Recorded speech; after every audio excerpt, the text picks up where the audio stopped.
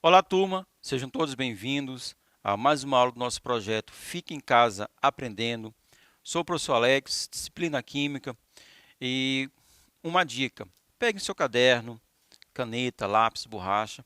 Turma, façam as suas devidas anotações, preste atenção e sempre que possível, utilizando seu celular, seu notebook, seu tablet, façam um print da tela para vocês depois passarem para o caderno e continuarem as suas pesquisas, seus estudos. Tudo bem? Acompanhe aqui comigo. Na aula de hoje, nós vamos continuar trabalhando a ideia de equilíbrio químico. No entanto, hoje nós vamos abordar o conceito de deslocamento de equilíbrio. A partir do momento que o equilíbrio ele é estabelecido, nós podemos fazer uma perturbação nesse sistema, ou seja, podemos gerar um deslocamento.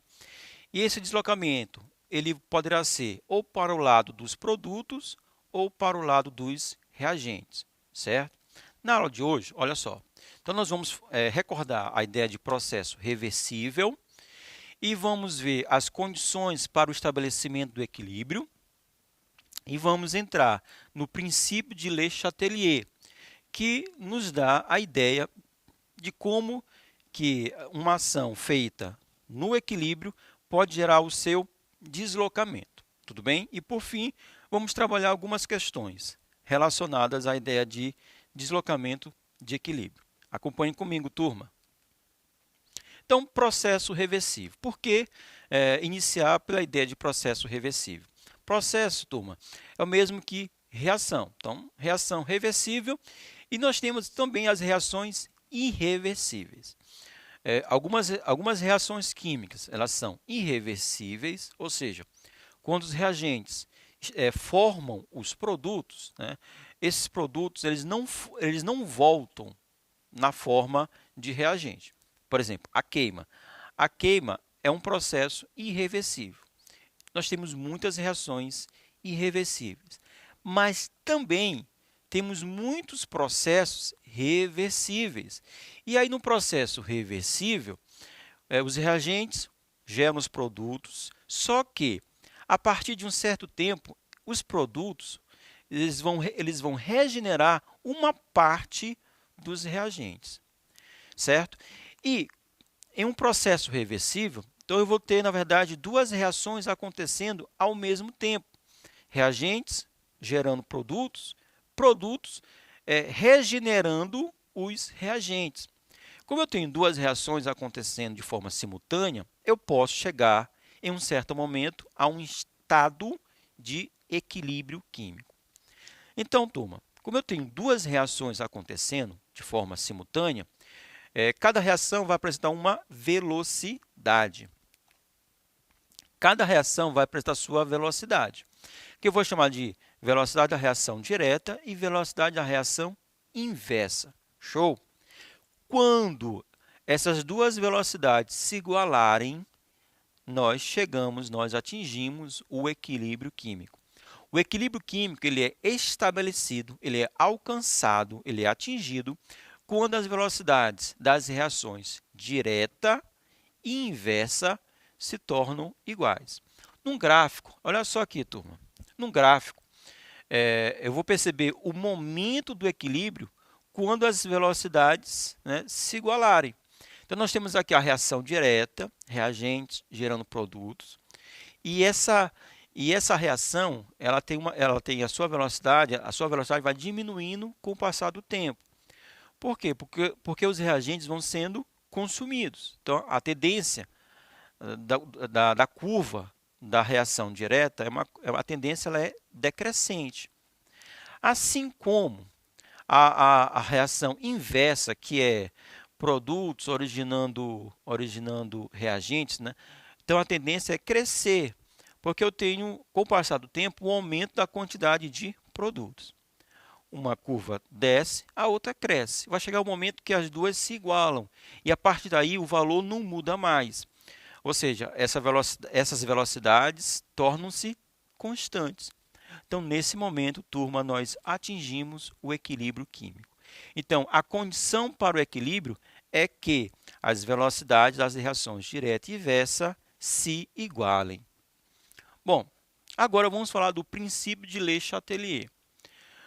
Quando se aplica uma força em um sistema em equilíbrio, ele tende a se reajustar, no sentido de diminuir os efeitos dessa força. Vamos lá. As velocidades direta e inversa se igualaram. Pronto, atingir o equilíbrio químico. Show de bola. Quando a gente alcança o equilíbrio, turma, uma das consequências também é que as quantidades, as concentrações, vamos chamar assim, as concentrações dos reagentes e dos produtos tornam-se constantes. Ou seja, os reagentes não diminuem mais de valor e os produtos também não aumentam mais de valor. Então, as concentrações tornam-se constantes. Bom, nós podemos mexer em alguns fatores. E mexendo nesses fatores, nós vamos deslocar o equilíbrio, nós vamos gerar um desequilíbrio. E o princípio de Le Chatelier diz que, quando a gente aplica essa força que vai gerar esse desequilíbrio, o sistema ele se reorganiza de forma a anular essa força, essa ação aplicada. Eu trouxe aqui como figura essa gangorra, tudo bem? Certo? Ó, duas bolinhas, mesmo tamanho, de mesma massa. Uma na extrema direita, outra na extrema esquerda, nos lados opostos. Então, dessa forma, nós temos um equilíbrio. Show! Nós temos um equilíbrio. Se eu colocar mais uma bolinha, por exemplo, no lado esquerdo, eu vou gerar um desequilíbrio, certo? Eu vou perceber que o lado esquerdo ele vai tender para baixo. Então, eu mudei o equilíbrio, gerei um desequilíbrio. Para anular essa ação, o que eu posso fazer? Retirar a bolinha da esquerda. Na esquerda eu tenho duas bolinhas. É isso que está gerando o desequilíbrio. Na direita eu só tenho uma bolinha. Então, se eu retirar a bolinha da esquerda, show! Vou voltar novamente ao estado de equilíbrio. Ou então, eu posso acrescentar uma outra bolinha do mesmo tamanho, mesmo peso, lá na direita. E aí eu vou ter duas bolinhas na esquerda, duas bolinhas na direita. E aí eu vou alcançar novamente o equilíbrio. Por quê? Porque eu vou ter quantidades iguais nos dois lados. Tudo bem? Então, mais ou menos isso é o princípio de Le Chatelier.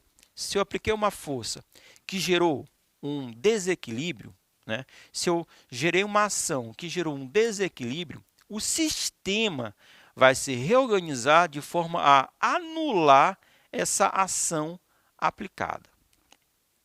Bom, dentre essas ações, hoje nós vamos trabalhar a ideia da concentração, certo? Em outras aulas, nós vamos trabalhar outras ações que podem gerar desequilíbrio. Mas na aula de hoje, nós vamos focar na concentração. E, turma, concentração é sinônimo de quantidade. Então, quando eu falo da concentração de A, eu estou falando da quantidade ou do reagente A ou do produto A, a quantidade daquela substância. Então, quando a gente fala de efeito da concentração, queremos dizer para vocês o quê? Que eu vou estar adicionando uma substância ou retirando uma outra substância. Então, isso é mexer na concentração da substância. Então, nós podemos, primeira ação, adicionar um componente.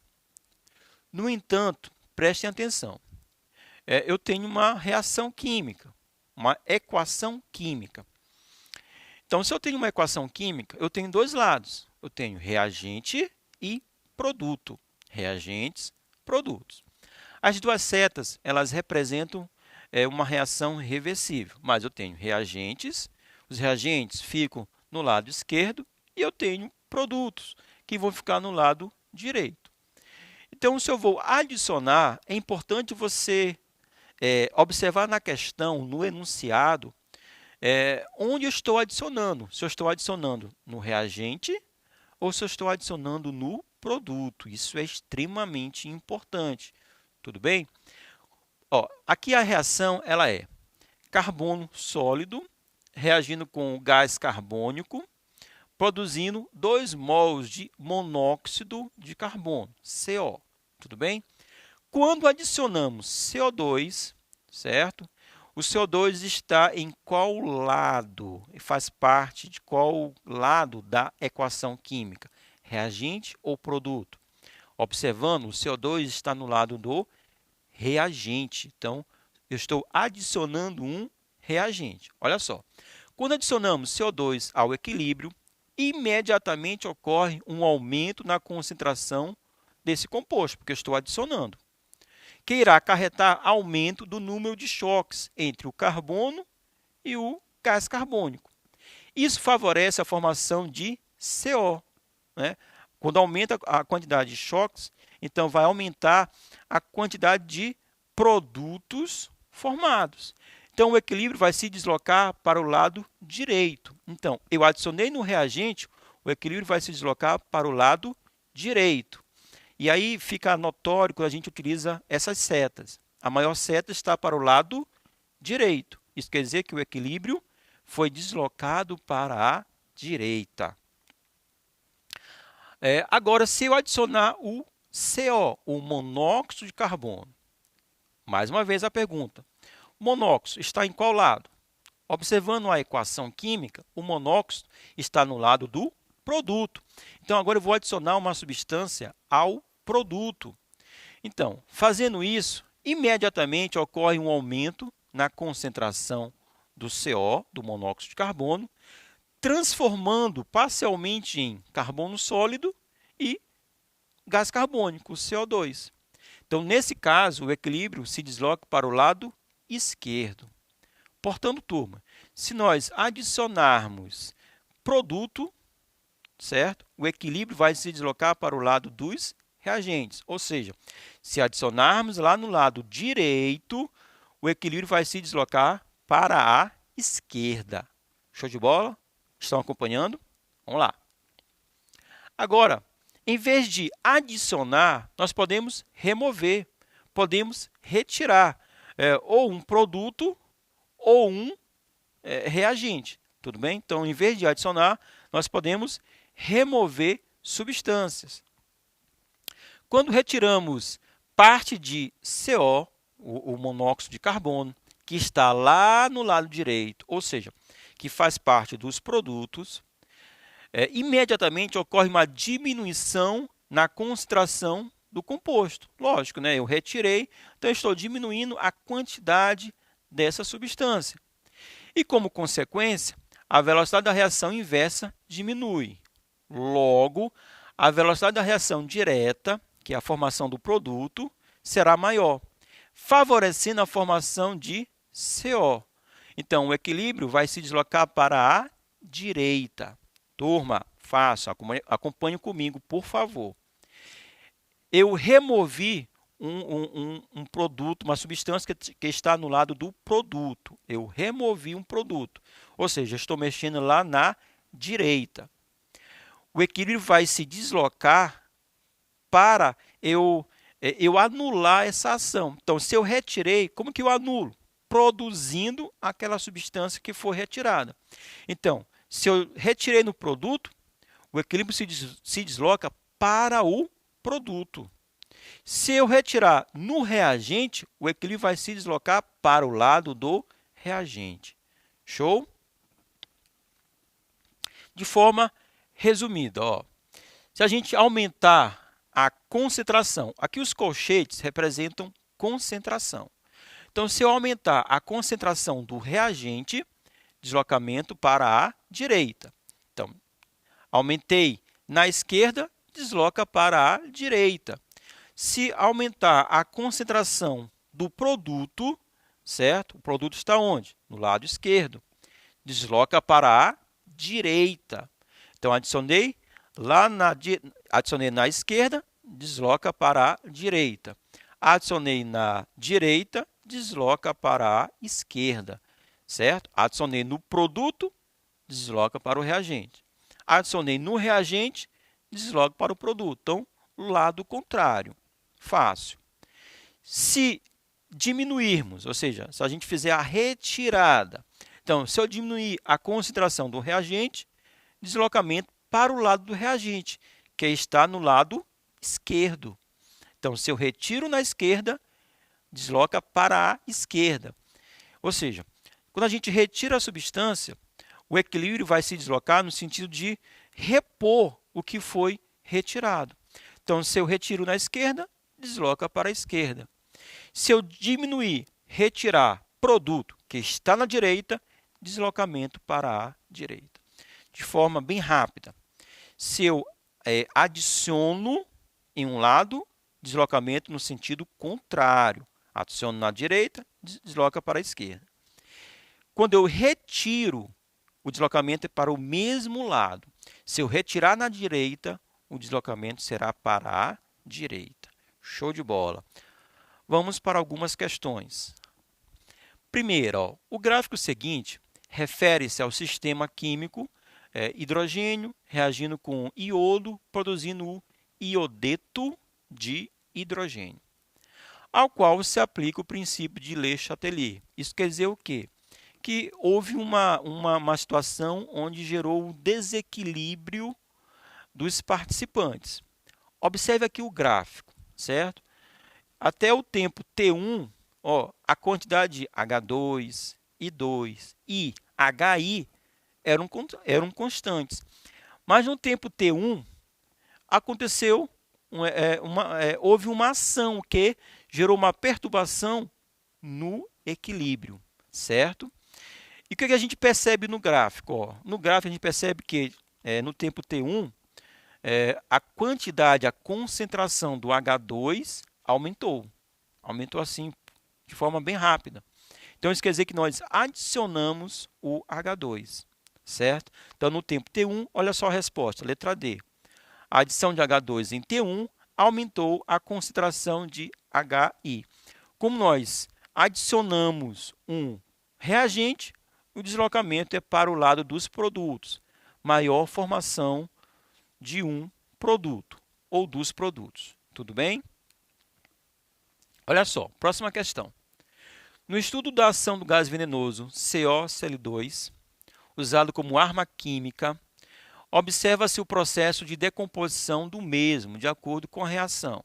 Então, aqui eu tenho o CoCl2, vai se decompondo, né? Gerando o CO, o monóxido de carbono, e o Cl2, o gás cloro. Partindo de uma situação de equilíbrio, né, adicionou-se 0,10 mol de CO. Você já vai ficando respondendo essa pergunta. O CO está em qual lado da reação? Na reação, o CO, o monóxido de carbono, está no lado dos produtos, lá na direita. Tudo bem, vamos continuar. E o sistema, após algum tempo, chegou a uma nova situação de equilíbrio. Então, escolha a opção que indica como as novas concentrações no equilíbrio estão relacionadas com as antigas. Então, aqui nós temos mais ou menos uma tabela, onde nós temos a quantidade do CoCl2, CO e do Cl2. Tudo bem? O que nós queremos saber? Depois da adição do monóxido, como fica agora a relação das quantidades das substâncias envolvidas? Bom, observe, como foi adicionado o CO no lado dos produtos, então quer dizer que haverá mais choques entre a quantidade de CO e de Cl2. Isso vai produzir maior quantidade do CoCl2. Se eu adiciono na direita, desloca para a esquerda. Então, qual será o nosso resultado? Letra A. Para o CoCl2, a nova concentração será maior do que a antiga, porque mais CoCl2 será produzido. Para o CO, a nova concentração será maior do que a antiga. Por quê? Porque nós adicionamos o monóxido na reação, nesse processo. E para o Cl2, olha só, o Cl2, como a reação vai ficar deslocada para o lado dos reagentes, Então, isso quer dizer que mais Cl2 será utilizado. Então, o Cl2 será maior consumido, terá um consumo maior. Então, a concentração nova será menor do que a concentração antiga. Tudo bem? Espero que tenham compreendido e até a próxima. Obrigado.